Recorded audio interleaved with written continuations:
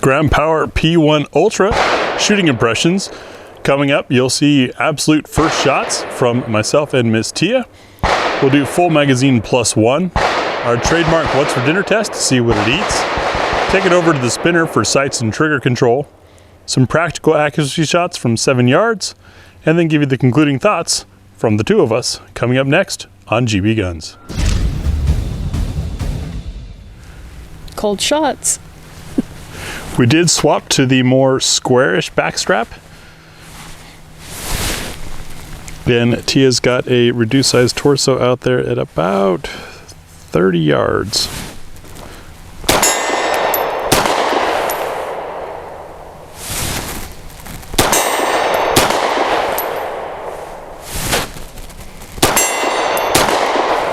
I don't know where that second shot is going.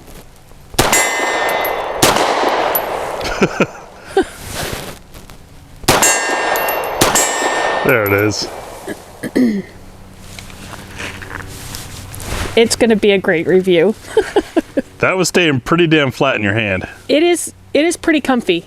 I'm not going to lie. It's pretty comfy. And it begs to be shot. I have reviewed a P1 Ultra before, but it's been a number of years. So curious to give this one a try. It's also why we brought it out, because Tia hadn't shot them. And in case you guys didn't know, when we do the cold shots, it's often the first time Tia handles the firearm. She refuses to touch them until we get out here.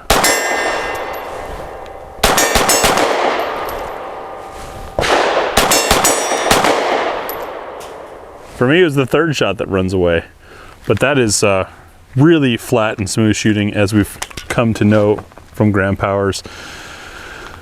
I'm of course going to love this and have loads of fun with it. That fiber optic front sight is impressively bright for as low light as it is out here. It's almost too bright for me. I had to adjust. Yeah, I might have to put on darker lenses. Yeah, I had to adjust my expectations of what I was looking for when I searched for the front sight. All right, well, next we'll do full mag +1, see how these Ground Power mags run when the gun is fully stuffed. And I didn't mention it earlier, but we're using Free Munitions 115 grain for our ammunition here. Did not take much force beyond normal to get a fully stuffed mag in. That's a nice thing. And still going to shoot at that same piece of steel out there, but I'm going to try to burn it down so we can see how the gun runs at speed and how the magazines run at speed.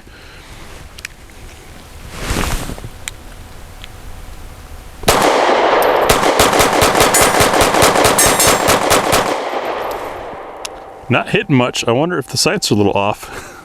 It's bright. That was the problem I was having with it, is it's so bright. It doesn't allow enough contrast between what we're seeing and what we're looking for. I mean, it's kind of like looking at a red dot. Yeah. That's turned up a little high. Yeah. But without my astigmatism turning it into a spider. Well, the gun ran pretty darn smooth as we expected there. No issues with the mag or with that Free Munitions. Next, we'll see what it eats. It's that time again. What's for dinner time to see what the gun eats. This is thanks to our patrons and Ammo Squared supporters. As we move down the line, you'll see that all of these rounds have different weights, case materials, projectile types and shapes, ogive locations. There's a lot of variety here. If you're curious about trying some of this stuff yourself, check out the article at gbgunsdepot.com. We've got links to it where we can find it. 3 rounds, because we're looking to see, does it feed from slide lock? Is there enough energy to cycle and feed another round of the same type? And then lastly, does it lock open on empty? For circle number 1, we'll be using Liberty Ammunition's Civil Defense. This is a 50 grain plus P load.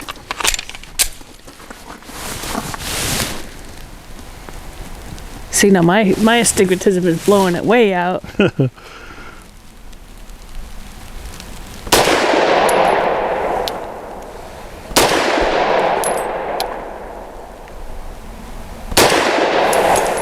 It is interfering with the amount of light that I'm getting from the rear sights, if you will. Okay. For circle number 2, we have heavy shots. These are a frangible lead-free bullet that they say is of match grade accuracy. These are 100 grain. They're really long bullet too. Yeah.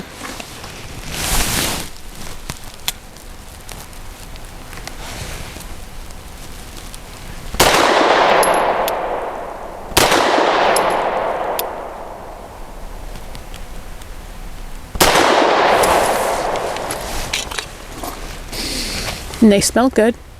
They do. For quantity, for circle number 3, we have the Critical Defense Light. These are a 100 grain bullet, FTX. Really short. They almost look like a 380 round. Yeah, they do. Which is scary.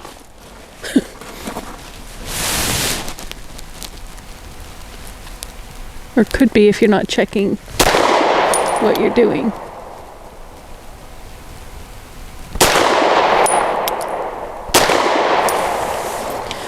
But they shot very pleasantly. A lot of the smaller grain weights sometimes are not very pleasant.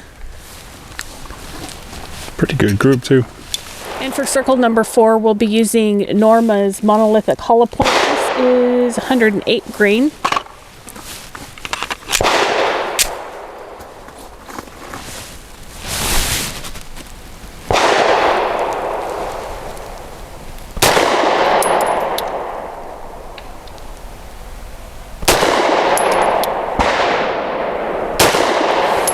And those are quite punchy. Yeah, they were a little thunderous on this end. I felt those on both arms. 2 in the same hole though. And for circle number 5, we have the Blazer ammunition. This is an aluminum cased bullet and 115 grain full metal jacket. And we use aluminum steel case ammunition in these tests because, well, people buy them because they're cheaper. Cheaper because the material is cheaper. However, the friction coefficient between the cases and the magazine is higher. Same with inside the chamber. So sometimes you get feeding issues. Additionally, is that the wrong magazine? No, I was testing the ambidextrous qualities of this gun. Okay. Also, steel and aluminum expand and contract at a different rate than brass does, so sometimes that can lead to extraction issues in guns. Notice Tio's using her trigger finger to drop the slide on that ambidextrous slide release.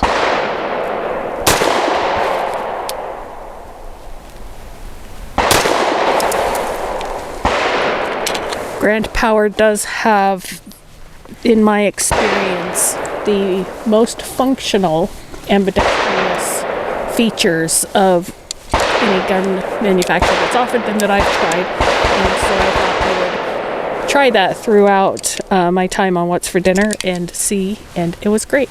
Circle 6 is going to be Wolf's 115 grain steel cased ammunition. Not sure if this stuff's still imported, as it's out of Russia.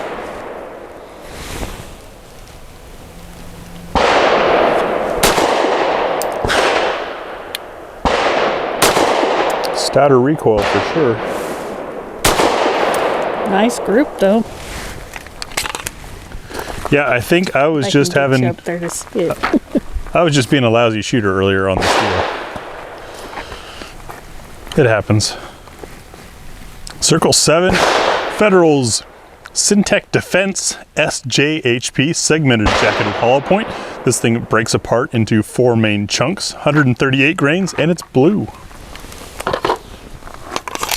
Blue being the important thing. Yeah, that is nice. It's really nice.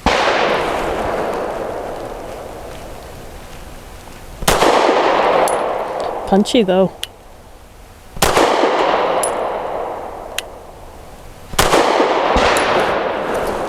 It seemed to favor a little bit low.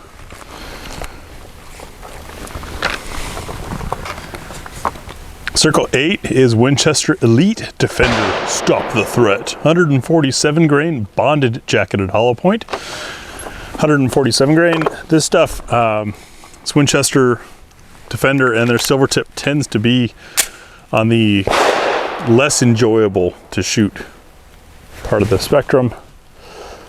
Be a good test of Grand Power's rotating barrel action here.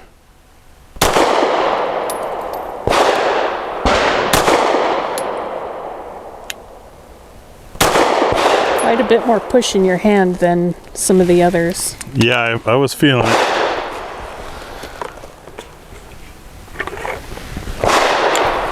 Circle number 9, weighing in at 150 grains, is the Federal Syntech Action Pistol. It's the red tip snub nose stuff, meant for the gamers. Tends to be a soft shooter.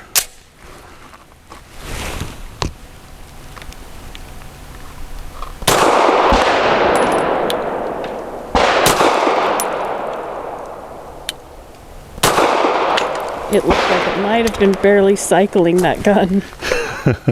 It ran and locked the slide. Our heavyweight of the day from PPU's subsonic line is the 158 grain. Big old long bullet. Circle number 10.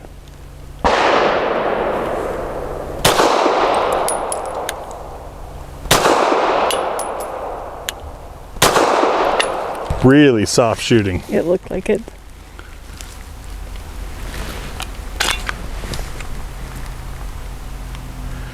That is our 6-inch Titan Great Outdoors spinner target, and we are back here 13 yards away. Tia's got 10 rounds of Freedom Munitions 115 grain. We use this target to judge sights and trigger control because it's a small target far away, and once you hit it, it starts moving. And then timing a precise shot becomes more important the more you hit it, because then it moves even faster. It's fun.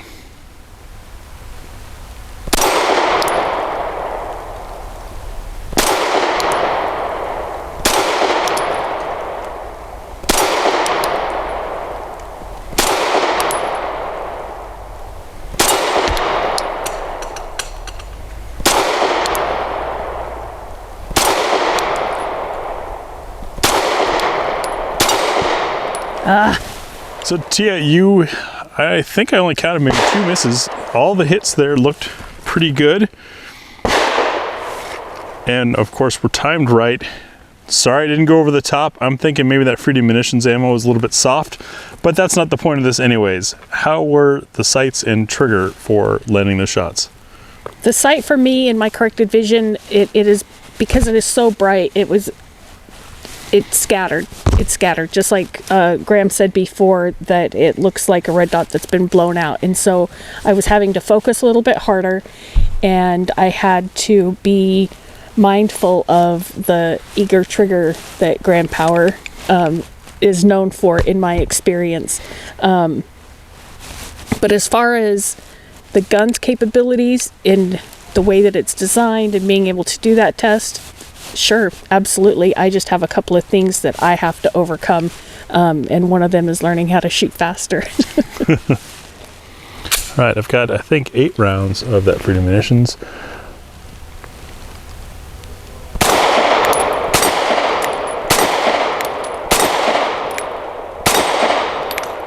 Yeah, that is... I think that's soft ammo. Because it doesn't normally take, like, we've put it over the top with 3 and usually 4 hits. That was 5 to get it over the top. So it's weak ammo. Yeah, we do have a little bit shorter barrel, but anyways, I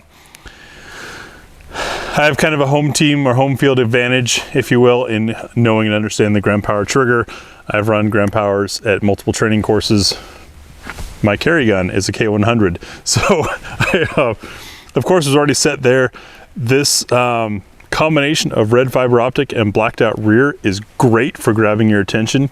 I don't know why it's appearing so bright to us. The lighting conditions, it's 30 degrees, foggy, and kind of hazy with a little bit of blue sky way up there. But for some reason, is the rear sight super narrow? Like, I know I was just looking through it, but in comparison, it's a very tight sight. So I wonder if that's not what's causing that, because there's not enough light to break the two? I think it's because it's a tight sight, which is meaning there's not a lot of daylight on either side of the front sight post. When you look to the rear, you're getting black and then bright red, and so it's a lot of contrast there, but it definitely makes it easy to find and easy to stay focused on it. Very similar to looking through a red dot. So for me, it worked out pretty well. For our 5 shots from 7 yards, we'll be using the Colt Competition Ammunition National Match. This is 124 grain full metal jacket. And it's loaded by Double Tap. Oh, didn't. Yeah, it's Colt branded, but loaded by Double Tap. I will be aiming at the left surface. And that is a 1-inch square. We're shooting from 7 yards, and that tends to end up being about the same size as a front sight post visually.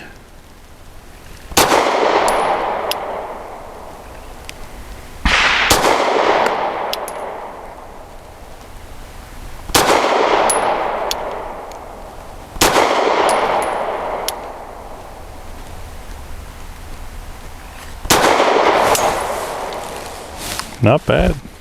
Had to throw one, of course. Well, yeah, I mean, just to keep myself humble. Also using that Colt / Double Tap National Match 124 grain at the right circle square. Let me get there. There we go.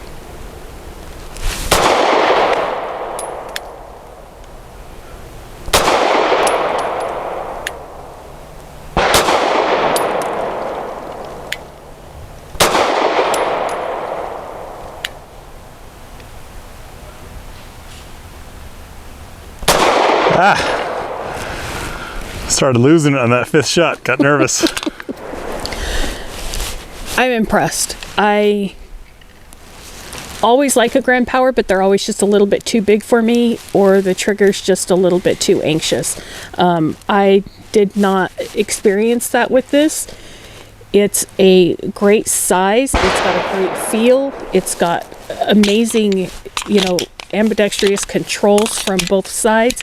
It's got the safety, though I didn't use it. I appreciate that it's there because those are options that people look for and like to have, and having comfort in something that you're carrying is a benefit.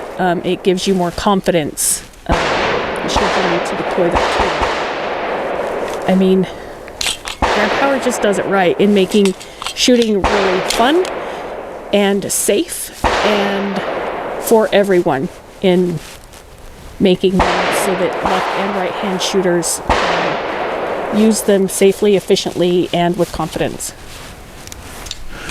So I, of course, am quite familiar with the Grand Power lineup and have a lot of experience with these. Some would say that gives me potentially a bias for these. I think it's helped me to evaluate each model differently because I've spent so much time with so many different models. What you get with the P1 Ultra is a shorter slide and overall length than the K100, so that makes this more carry friendly than the K100 or the K100 X trim. Unlike the X trim, you're not getting the birthday bump because it's not quite a competition gun. The slide is not as lightened, however it is lighter because it's shorter. You do still get the larger magazine release for right-handed users, and you still get the fiber optic and the black dot rear versus like the traditional K100 that I carry is a 3-dot system. So it's sort of your performance carry gun, if you will. And I think it fills that role pretty nicely. Despite having a shorter barrel, it's still a smooth shooter because of that rotating barrel action that just makes everything so smooth. Like Tia, I appreciate the ambidextrous controls, and it's not, I like to think that it's more than just for right-handed or left-handed. As you saw, both of us used this side for slide release sometimes. I like to use my middle finger to hit the mag release over here versus my thumb, because on a non-extended magazine release, now this one is enlarged, but on a non-one, I sometimes have to break my grip or shift my hand to get to a magazine release, but when they're ambidextrous, you can just hit on that side.